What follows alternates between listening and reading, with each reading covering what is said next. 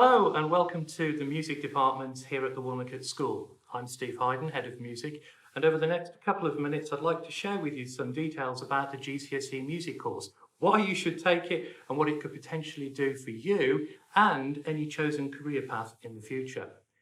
I'm delighted to say that over the last few years the number of students taking GCSE music has grown considerably, with currently 50 students across years 10 and 11 taking GCSE music. So, is it the right subject for you?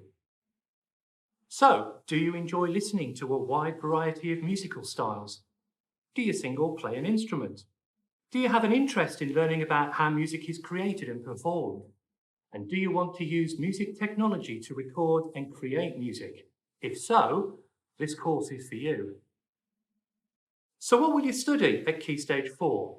Well, there are 5 areas, the first one being My Music, where you learn how to compose and perform on your chosen instrument or voice in a style of your choice. Area of Study 2 looks at the concerto and its development through time. Area of Study 3 looks at rhythms of the world, focusing on music from India and the Punjab, Eastern Mediterranean and the Middle East, plus Africa, and Central and South America with samba and calypso. In Area of Study 4, we study film music. And in Area of Study 5, the most popular topic is conventions of pop, where we look at the rock and roll era of the 1950s and 60s, rock anthems of the 70s and 80s, all those pop ballads from the 70s, and then we look at solo artists from the 90s through to the present day.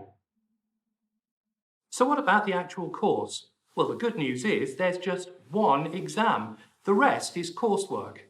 It's a controlled assessment taking up 60% of the course, and it's made up of 2 performances at 30% and 2 compositions at 30%, where you compose your own music, one to a style of your choice and then to a brief set by the exam board. And then the actual exam is a listening and appraising exam lasting 1.5 hours, which covers 40% of the GCSE mark. This involves listening and theory-based questions on all of the topics covered. So here are several questions that we get asked every year. The first one is always, do I have to be able to play an instrument to take GCSE music? Well, ideally, you need to be able to sing or play an instrument to a reasonable standard. If you don't already play an instrument, you should be keen to learn one if possible. And remember, here, the music department provides instrument and vocal lessons on a range of instruments. You need to work hard and work well with others. Remember, it's never too late to learn a new skill. What if I don't read music particularly well? Well, you might be one of those students that's learned to play an instrument online, using one of the YouTube tutorials. So some reading of music is taught at GCSE. Students can also use the Cubase software for composing and scoring music. So whilst it's a real positive thing to be able to read music, it's not essential. There are loads of benefits of taking GCSE music. It has loads of transferable skills. For example, independent learning, having to be disciplined about your work, teamwork, particularly if you're involved in a weekly group or ensemble piece, performance and presentation skills, the ability to listen, analytical and essay writing skills, confidence and self-esteem, and creativity and self-expression. Is there much practical work? There's plenty. Your timetable lessons will cover all of the theory required, but also give you weekly opportunities for practical work, listening, and composition. What employment pathways could I take if I study GCSE music?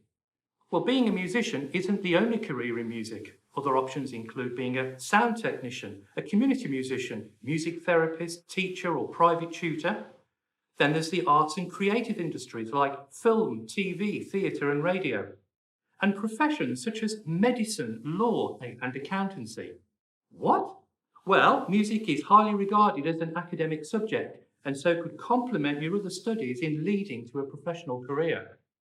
And finally, how will music help me in the future? Well, research has shown that music can improve mood and prompt creative flow, which helps with anxiety and self-doubt.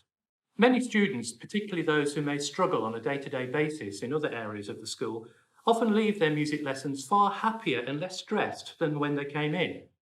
They go off to their next lessons with a positive attitude and a different outlook because they've been totally absorbed in their music. So there you have it. In a nutshell, that's what happens at GCSE Music. I hope you found this information useful, and I hope to see you soon.